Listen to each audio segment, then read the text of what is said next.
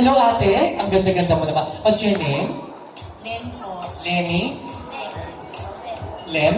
Akala ko Lenny. Sayang, di tayo nanalo. Miss... Makakalabas pa ba akong buhay? Joke. Miss Len, kamusta po tayo? Nag-i-enjoy po tayo? Maraming salamat. Alam niyo po talaga yung Talents Manila, talagang gusto nila nag-i-enjoy ang mga manonood natin. Oo nga, siglit lang naman. Alam ko okay na. Kailangan may segue naman tayo. Nakakalokot. Tatanungin ko lang si Ate Len. Ate Len, first time mo manood?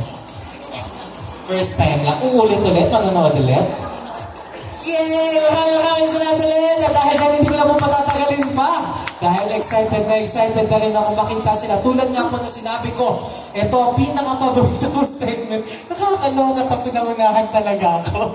At ang mga pinaka-paborito segment ng ating Summer Buddies Quest Year 14. Let us all welcome back our aspiring candidates wearing the Filipiniana dress and Barong Tagalog for their formal attire. Palampakan po natin sila. Easy lang!